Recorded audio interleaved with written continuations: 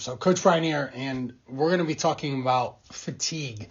And what brings me to the call is I've been a health, nutrition, fitness coach for the last almost 20 years in some capacity, where I've worked with people from all over the world, young, old, healthy, sick, chronically ill, know a lot about this stuff and don't know much at all. Definitely fatigue comes up into my conversations with people because of nutrition oftentimes has a lot to do with it, or lack of movement over time has a lot to do with it as well. People's bodies just aren't conditioned enough to keep up with the paces that they want to push themselves, or they don't go to sleep on time, and there's this heavy fatigue that shows up because of lack of sleep and stress and such. So we're going to be diving into a lot of this stuff today as we go. So presenting fatigue, and I'm very open to chats. I'm going to have the chat box open for everyone to talk, the chat or the Q&A, whichever one's working and operating, and would love to talk to you out there. Let's go over the agenda today. We've got the contents of tiredness versus fatigue, reasons for fatigue, and then also fighting fatigue at its source. Trying to figure out what is the problem and cause of this, the root cause, to then actually facilitate actual progress and results. So as we look at what fatigue is versus fatigue or tiredness, how do we define these things? Well, tiredness is being tired is the state of mind or the body feeling a need to rest. We actually went to Costa Rica in July and saw sloths.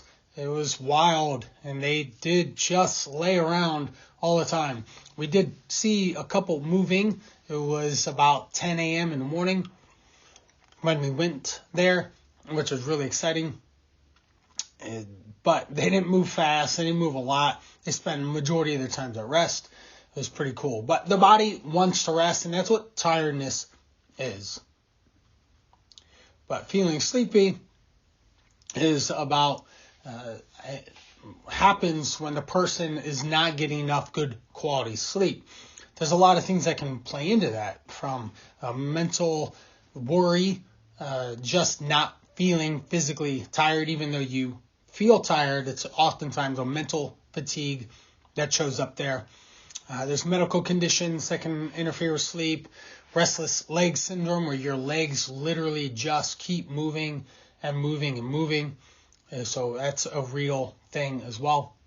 And then sleepiness is more likely to be short-term, which can get solved by just a good night's rest, or taking a nap can be really helpful in getting that consistent amount of sleep. Sleep ends up being a big thing. Having a good sleep routine are things that I regularly go over with people to help them understand how to fall asleep in a timely manner, how to get rest and be rested when they wake up, amongst other things. Now, fatigue in and of itself is an extreme form of tiredness. It's a near constant state of weariness that develops over time and reduces your energy, motivation, and your concentration. You have mental fog, you lack clarity, it takes longer to do things, you can't problem solve, you're potentially easy to be a bit more grumpy, or your lack of cooperation with coworkers. Those are real things that show up for people. It can be acute or chronic. Acute is right now. Chronic is over time. So it's important to differentiate where your level of fatigue is at. Burnout happens as compassion fatigue or chronic forms of illness, of tiredness that can interfere with your ability. And so burnout is when people become overly stressed and pressured to continually produce in a certain situation or environment. Oftentimes we see this in work, but we see this in a lot of other areas as well. And so it's something important to make sure that you manage it as well as you can with that. Let's see if we can get this. Oh, not that large. There we go. All right.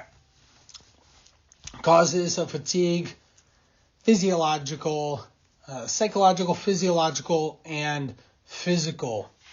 We'll be going over some of those in a bit. What do you feel when we are fatigued? Certainly any of you could agree with any of these listed. I'm going to go over just a few that I get a lot. So we've got, not me personally, but people that I work with. We see moodiness can be their ebb and flow in their overall energy. We see that there's a lack of appetite. You just want to go to sleep. You don't want to eat. Your immune system is compromised, and you end up feeling ill, and it's just obviously not a good thing. We have the short-term memory problems. You just can't recall things as well as you have in the past when you are rested. Then, low motivation, of course. Who's ever motivated when they show up to anything feeling tired? You just want to rest and not pay physical attention to what's actually going on in whatever the space that you're at. So fatigue also, like in a fitness sense, that I find, obviously sore muscles, achiness, and weakness are things that we see when the body ends up being overly tired. Side effects. Of course, you're not paying attention. Your decision-making process is reduced. You just can't decide. There's that decision fatigue where you keep coming up with having to recreate the issue where it's at. We have a reaction time is slower. Of course, we find this when people drive fatigued, especially truckers, long-haul truckers. They are slow to react to the driving conditions or whatnot because of being tired. Judgment, loss of memory, you can't stay awake, you forget things, there's lots of errors that happen, increased risk of accidents, and even more when we get into errors around in, say, any typical business. There's going to be a money attached to an error. Cost of business or error will be happening when someone gets hurt. There's a poor decision. There's a missed zero that gets misplaced and not put where it should be. Causes problems as we go. So, why are you tired in the first place? Well, as I said, we're going to go over these three areas: psychological, physiological, and physical. So stress, anxiety, depression, these are psychological spots that have been showing themselves even more and more and more in our culture. Certainly there's this pressure to perform, there's instant gratification, there's always being on, there is, even if you're not on, you're still on your phone. There's a lot of the FOMO, fear of missing out. There's comparison. There's a lot of things that are causing this internal stress in people to feel anxiety, depression, overwhelm, burnout. This stuff happens because of, I think, a lot in our current living situation. There's just literally not a lot of downtime. Now, I'm 40, I have 4 kids. They are 14 to 8, 3 boys and a girl. It's very, very, very busy in my life.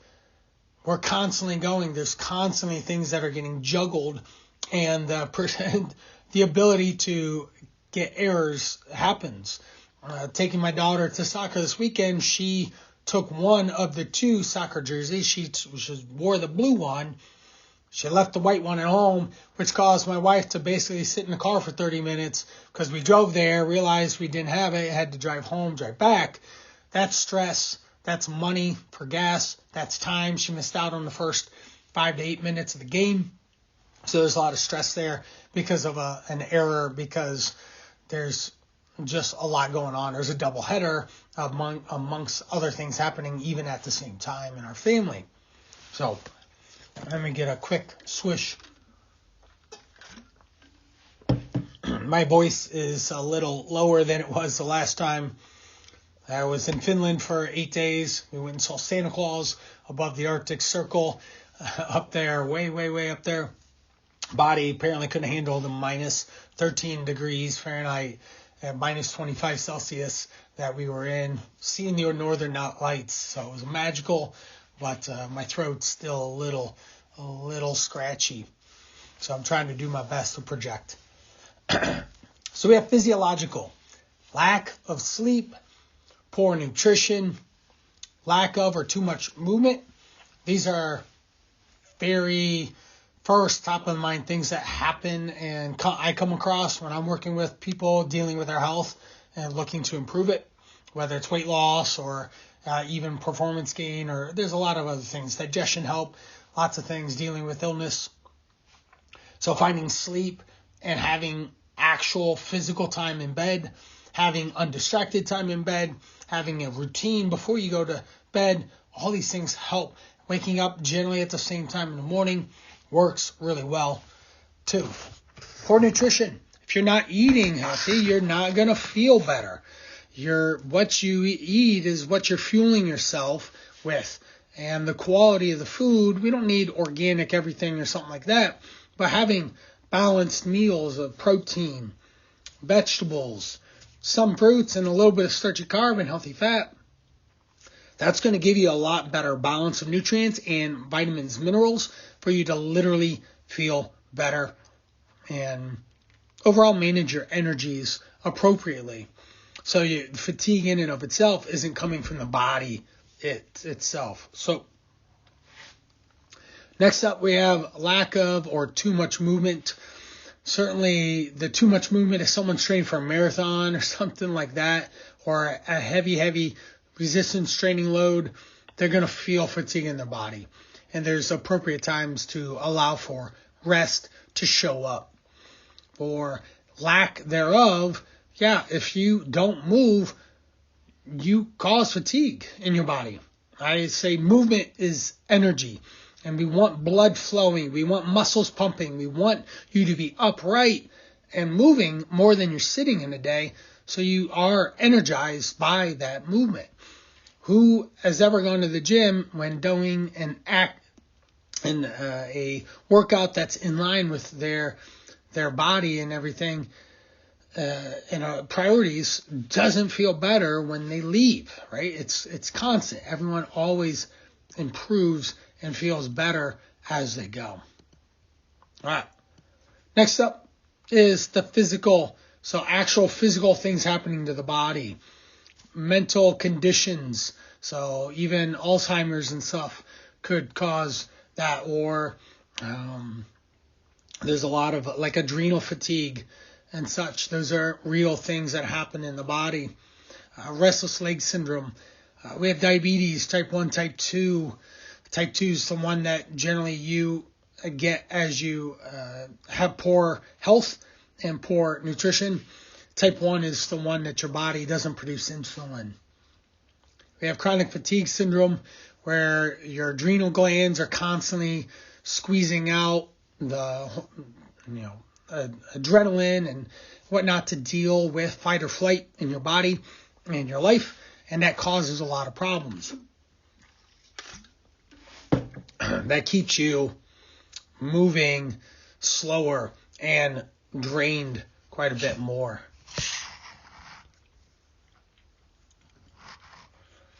All right, next up,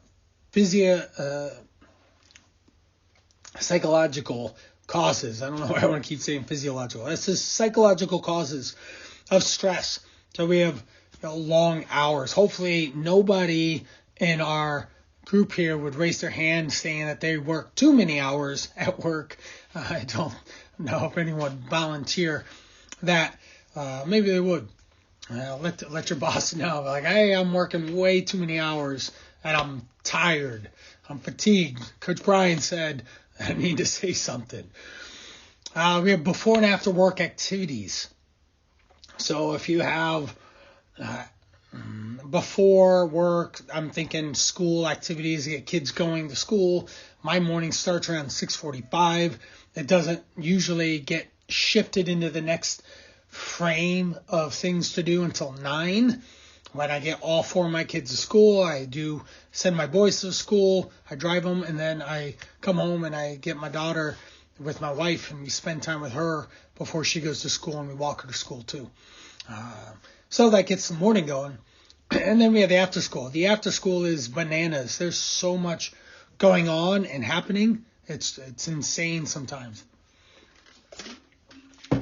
'Tis the season. We are actually juggling swimming and soccer and dance and fencing, and there's a play going to start to happen, and there's student council, esports, there's youth philharmonic, amongst other things. So that's like 8 different activities that my 4 kids are in.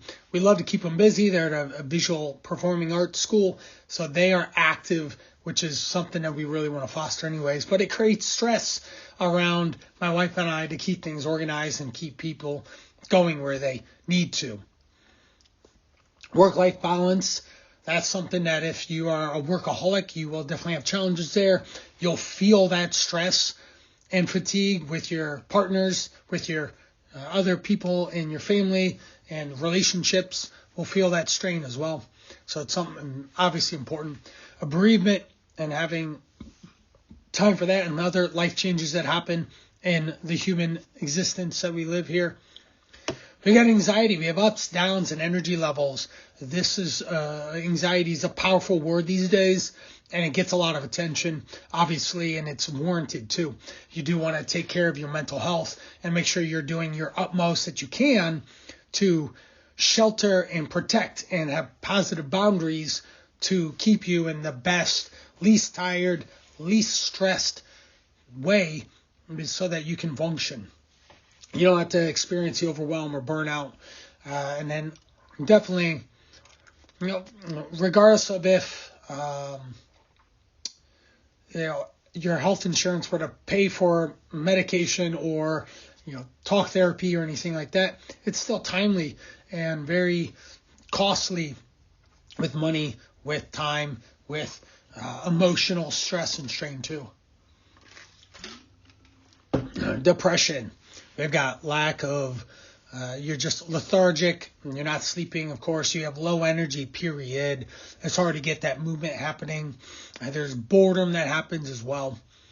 All challenging things for humans to deal with.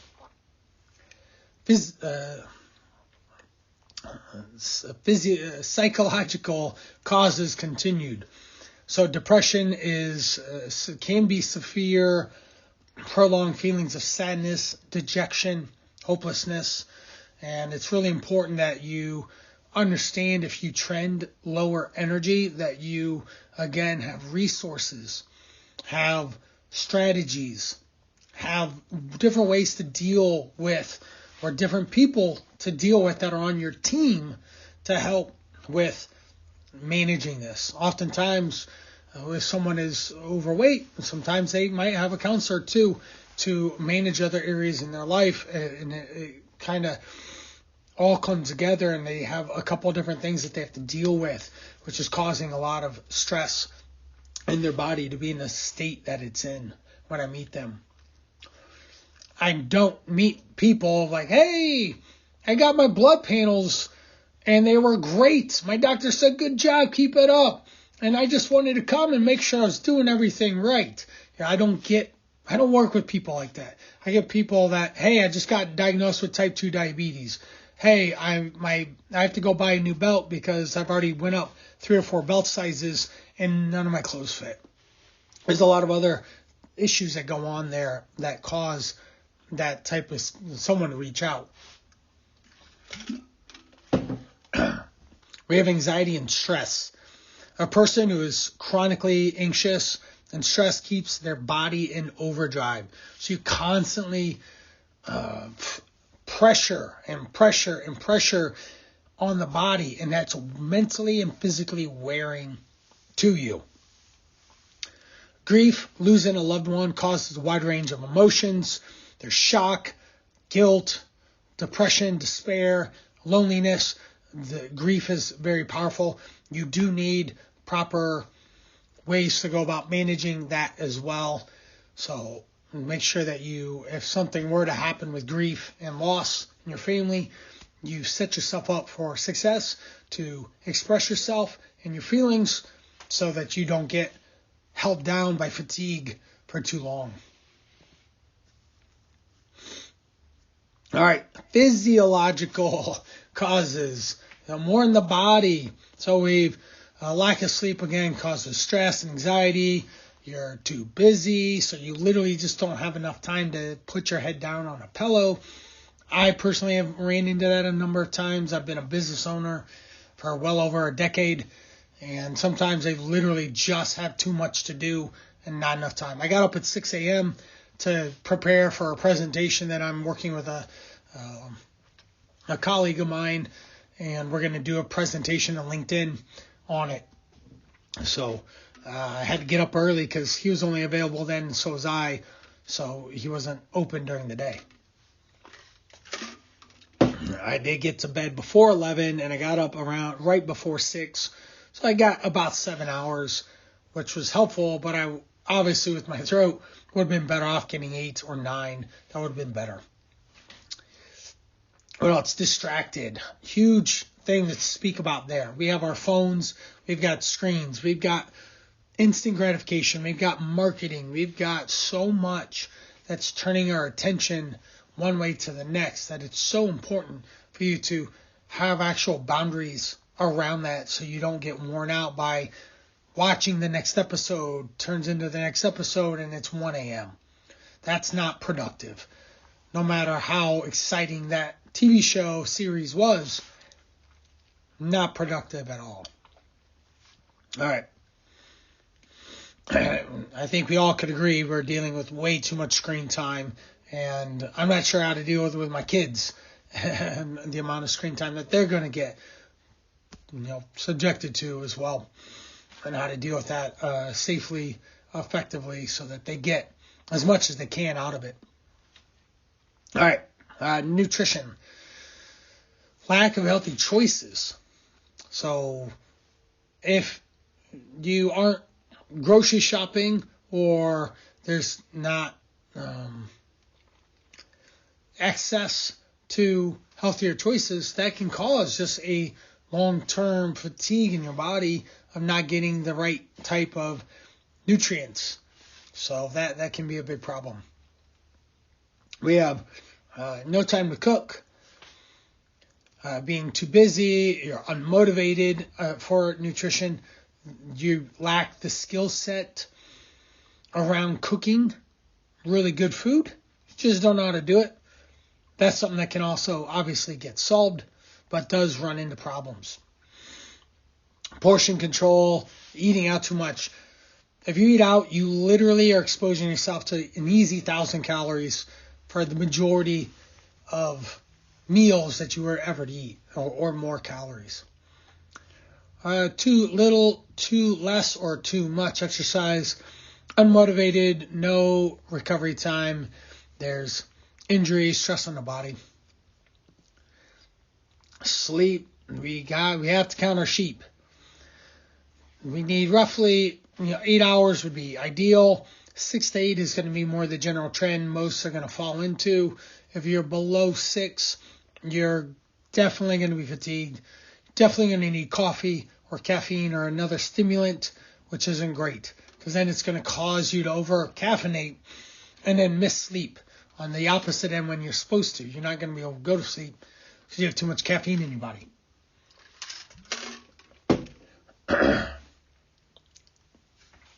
Too much sleep. This doesn't happen too often, but you can sleep too much and you will feel tired from that as well. It's like you skipped over your rest, your ability to wake up and move, and you just went right back into another REM cycle or something, a deep sleep chunk. Sleep disturbances, all sorts of different ways to get woken up. Noisy neighbors, children. We finally are out of the phase where any kids come to bed. So we have a free bed space now without any of them. Excuse me. You got snoring partners. The mattress isn't good. It's too hot. It's too cold. There's a lot of different ways that can cause sleep disturbances. We have alcohol. It's a depressant, but it'll get you to fall asleep, but also disrupts normal sleeping patterns. So we want to avoid that. And other, again, stimulants of smoking or caffeine can stimulate the nervous system, cause you to have more issues there. Behaviors, certainly want to look at what your lifestyle is. Physical activity improves your overall health, fitness, well-being, reduces stress. We know these things. Poor diet, low-calorie diets will leave you low energy. Carbohydrates are energy for your body. If you aren't eating carbohydrates appropriately, then you're going to, you're going to have issues too. We don't need low-carb diets. Anyone I've ever worked with eats carbohydrates. It's just what's the appropriate amount of carbs for you to eat when you are consuming in the day, and when should you be eating them. If you're going to get up and get to the office to sit all day, you probably don't need a large oatmeal breakfast. Just isn't necessary. We can have an egg omelet as an example instead. All right, personal injury, illness, these are also issues that can cause problems, fatigues, even financial problems can cause a lot of issues too. Now in the workplace, what causes fatigue there? Well, shift work. I worked with people who have done third shift, second shift. They flip-flopped, doing excessively long first shifts, where you're doing multiple hours in a day, 12 plus hours on repeat. That causes fatigue and problems with your sleep, your stress as well. Stressful work environments, hard physical labor jobs, obviously can cause issues with rest and fatigue. And repetitive tasks. If you're doing the same thing on repeat time and again, you're going to run into fatigue. I had a gentleman that had an overnight gig. What he did was he ended up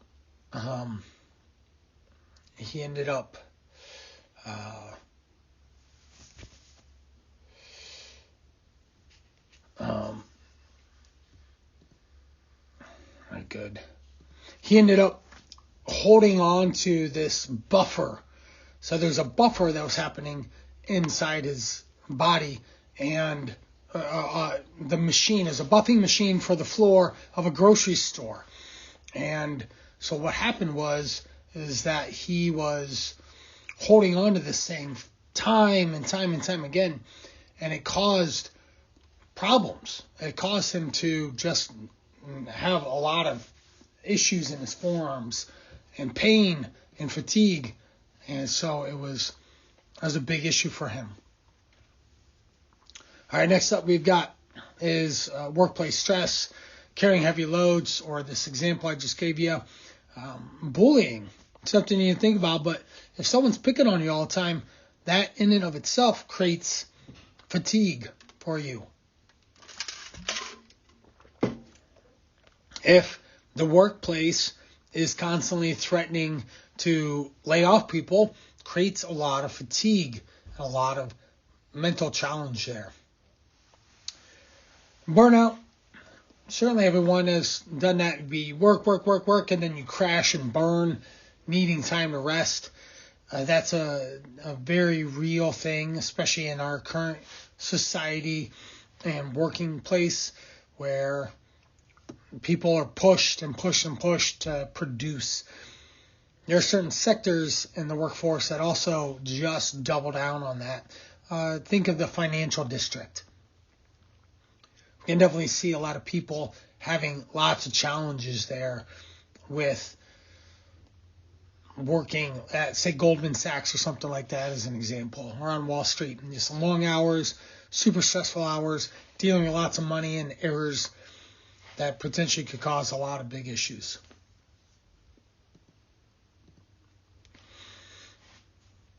All right. Lifestyle. Too much exercise or lack thereof. So we've gone over this and I won't spend much time.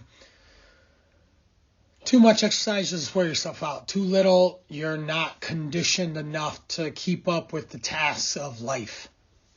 So we want to avoid those. All right, we got physical, medical conditions, such as, again, we've gone over the restless leg syndromes where your legs just don't stop moving at night. Cancer, anemia, that's low red blood cell count. Red blood cells transport oxygen to your body, your muscles, your organs, and you need that. So when you breathe, you get that oxygen into your body and it can function. Certainly every woman that's had a baby knows pregnancy. Every man that's had his wife pregnant knows fatigue there as well, directly, indirectly. We have chronic pain, causes real issues with people too. Diabetes or obesity. Obesity in and of itself will cause sleep apnea, snoring, the weight of your chest, the thickness of your neck, your tongue can obstruct the breath way that does not allow more oxygen to flow.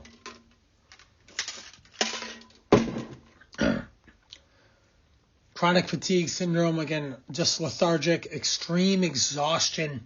You just literally don't want to move. It's like a weight is on you and you can't stop.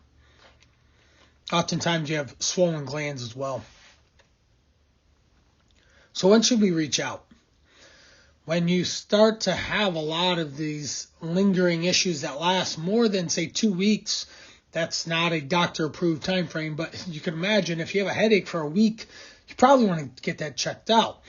If you're having this heavy fatigue for so long, you do want to go to the doctor. You shouldn't be waiting a month for that to say, hey, something doesn't feel right. I need to go get some help.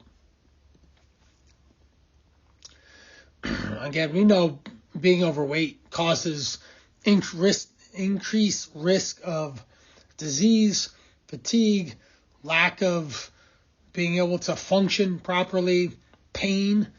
We want to avoid overeating and undermoving as much as we can. There's a healthy balance there. All right. Chronic fatigue syndrome. What we have is the fatigue may worsen with physical or mental activity, but the rest doesn't help either. So there's underlying issues that need to help resolve with a doctor and some actual professional care, or if you have something that falls into this chronic fatigue, and you really have to take a deep dive into what's going on in your life that is causing any of those. Quick question, anyone dealing with heavy fatigue that's on this call? You can send me a message straight to the host. Just keep it between us. I'm just curious if anyone's having heavy fatigue that's unexplained or even explained. That 3 p.m. slump, as an example. Oftentimes, that's, I believe, the 3 p.m. slump, energy slump, is perpetuated by lack of sleep, lack of physical exercise or movement. Nutrition definitely plays a big part in that as well and can cause that 3 p.m. slump. So how do we fight fatigue? Well, number one, obviously, we need to eat well. As soon as we start clearing up the diet with vegetables and lean proteins and healthy carbs and fats in reasonable moderation and portions, Your blood sugar levels are more stabilized. Your energy stays up. You're eating an appropriate amount of food, calories, energy for your body needs. Of course, we want to eat enough food to get you to the next time that you're going to eat again. That's a common phrase I have with anyone I ever work with. Very simple to remember, and it allows you to frame it as well as we can. And then eating until 80% full. Of course, we don't want to overstuff yourself. And it does take 20 minutes or so to start feeling full. So if you eat slow, you start with vegetables and protein and then go to the higher calorie foods, you will then by default fill up when you get to those. So focus on nutritious foods, right? Fruit, vegetables, whole grains, shop around the outside of the grocery store, avoid fast foods, fried foods, candied junk foods, saturated fat stays down, caffeine should be 1, maybe 2 cups of coffee a day. Sugary drinks we want to limit as well because those really impact your energy levels in a negative way. Coffee, tea, certainly can have, but managed. Too much caffeine, generally about, the human body does okay on about 400 milligrams of caffeine total as the high extreme amount. After that, you can have some adverse effects on the body from just not being able to sleep to all sorts of other things that could cause sleep issues or body issues. Next up, of course, we need to focus on quality sleep. So we're eating well. We're going to focus on quality sleep.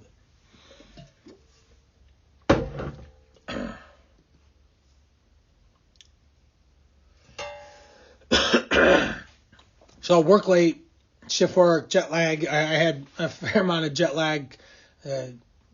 Finland was 7 hours. Getting there was great. I slept the whole way, but it was 7 hours ahead, so I'm in Eastern. It's almost 2 o'clock here now, so it would have been 9 o'clock p.m. there. So it was easy for us to stay up way too late. But on the way back, I think the whole family, we were outside, we did all sorts of fun stuff, and we were just tired on the way home. And we've been home for about 3 or 4 days. We're normalized now, I think, everyone. We forced the kids to go back to sleep, and school's in session now, so you just got to get up. And I got work that I need to do, so I had to be up at 6. I was up. I just made sure I went to bed appropriately, and I don't feel jet lag anymore. Or inadvertently, I don't feel it. So maybe it's still there. Who knows? Talked about this earlier, going to bed at the same time, getting up at the same time. Naps, you don't want to oversleep.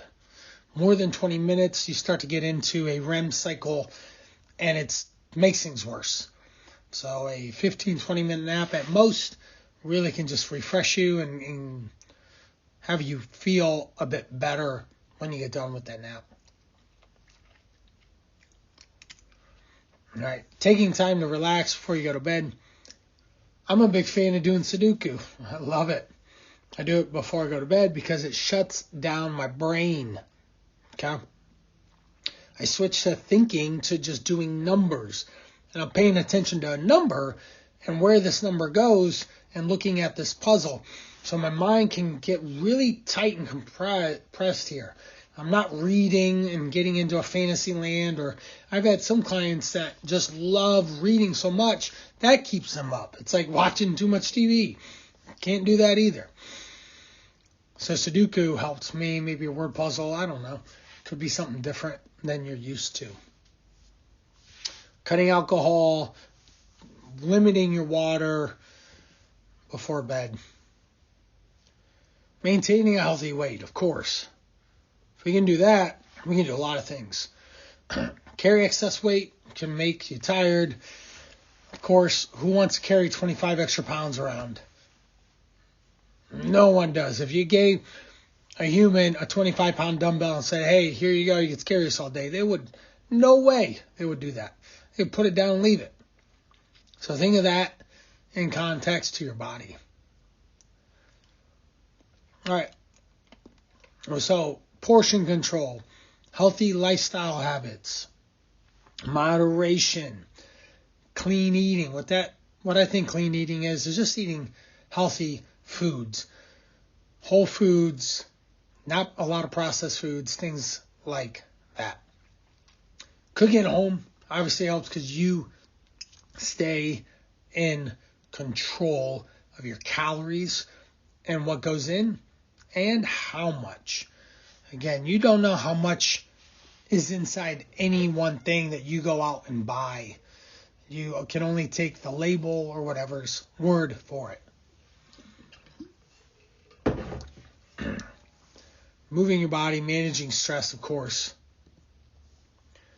And how do we reduce stress, right? That's always a key question here. So with stress, its effects on the body, we know this. You feel tight, you feel strained, you feel overwhelmed, there's tension, there's headaches, there's the fatigue, there's muscle joint issues, there's restlessness, there's anger, overwhelm, you're irritable, grumpy, you're sad, you don't have any energy. You end up eating too much sometimes, or getting angry, or seeking out other substance issues by consuming too much. You could socially withdraw and just isolate yourself. That doesn't usually help with humans. We are social creatures. It's important for you to be able to stay engaged with your fellow human. Then lack of exercise, of course. So you just don't want to move or work out because the stress will wear you down. Aim to find ways to manage your stress. Inactive ways, such as, again, watching TV is okay. We can have entertainment time. I'm not against that. I watch a little bit of TV. There's way too much going on. Nothing honestly holds my attention either. Like, why am I watching this? I get 40 minutes in, I'm like, this is not what I thought it was. But I feel like I need to watch the rest of it because you've already put this much time in it, and that's not true either. You should abandon ship, not watch the rest of something just to say you watched it, if it's not valuable. The internet, we get a lot more of the surfing of the internet. That's where people's attentions obviously have turned quite a bit. Video games, of course, hold a lot. We got apps on our phones, games. We have the Nintendo Switch at our house, so that's a constant thing that I have to manage with my kids. That's annoying, not gonna lie. If you're a parent that has to deal with screen time, it's the worst. It's the absolute worst. Kids just don't want to do anything other than just play games. They're missing out on life. All right, having a sense of humor, of course. We want to laugh as we go through life. Progressive relaxation techniques, deep breathing, meditation, massage, yoga, tai chi, all those things. Hiking could be a form of relaxation technique. Social time, spending time with people helps. And having hobbies, doing something that makes you unique as a person is really important. You don't want to just be like everyone else, right? That doesn't work. It's not very good. All right, so staying active, exercise. So move in the chat and put what your favorite activity is. I'd love to see. I'm going to pull it open right now. Well, I got one person who loves walking their dog. Got another one that hits up Pilates. All right. Some more. Someone's getting ready to train for another marathon coming into the spring. That's awesome. I had about 4 or 5 people do marathons this fall. So at least 2 or 3 are going to do a spring marathon. Maybe more. Strength training. Okay. They love hitting the gym. So, okay, awesome. I got some movers and shakers in your group. I like it. I like it a lot. All right. Ways to recover at the bottom there. Foam rolling. Has anyone ever foam roll? It's a form of self-massage. Get on this cylinder-like shape. It's about 1 to 3 feet long. It's about this big. And you roll on it. It helps loosen your body up, giving you more range of motion, and therefore you feel better. Stretching, you feel better. You open up your range of motion, your ability to reach, move in space, improving your mobility. As with most things, we always want to be progressive and then use in moderation. So we start with where you're at and build and build and build, not overdoing it. With classic exercise recommendations, we've got, these are the 2 that always comes up. No matter what, you're doing 2 days of strength training. That's across the board. You just can't get away with that. You want to do some form of muscle building activities. So what that means is that you're physically going to be building your body up. And if you do 2 or 3 strength training sessions in some fashion, no, I didn't say lift weights. There's lots of ways to go about this. You'll be more consistent than most humans ever if you do 3 days a week for the rest of your life, which is great. We have 150 hours of moderate physical activity. Think of walking at a quick pace. 75 minutes of vigorous activity. Think of doing a class where your heart rate gets up.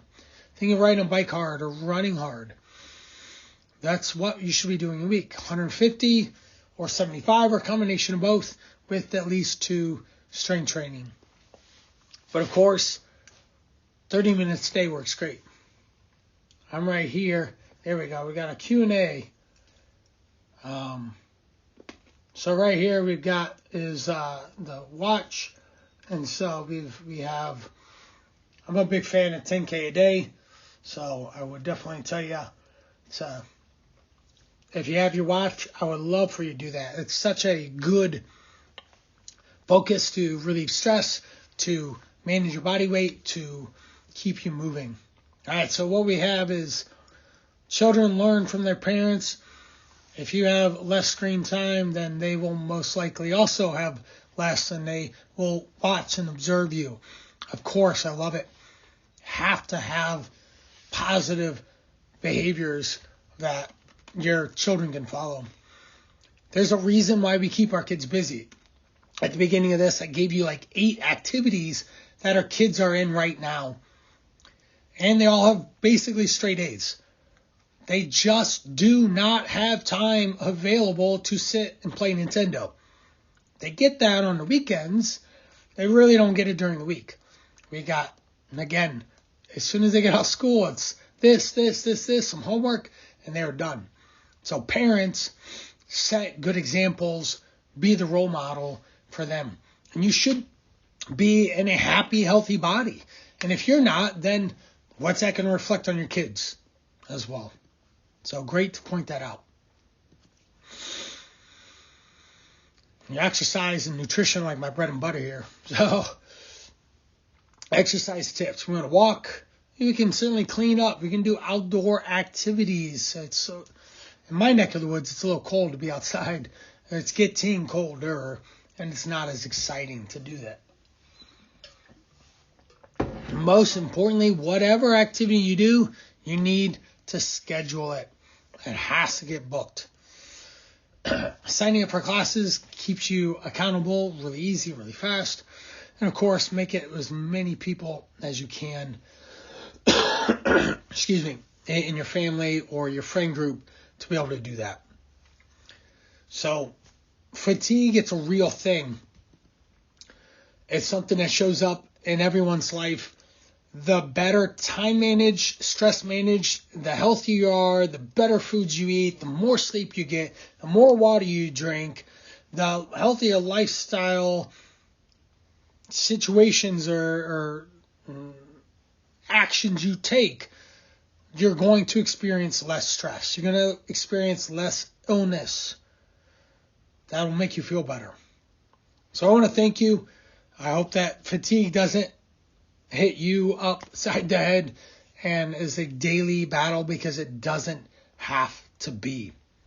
You can get through an everyday life without relying on caffeine and sugaring yourself or something. You can eat healthy, you can move, and you take control of yourself. So I want to thank you so much for joining me today. I hope you learned a lot on this and were reminded of really good things. So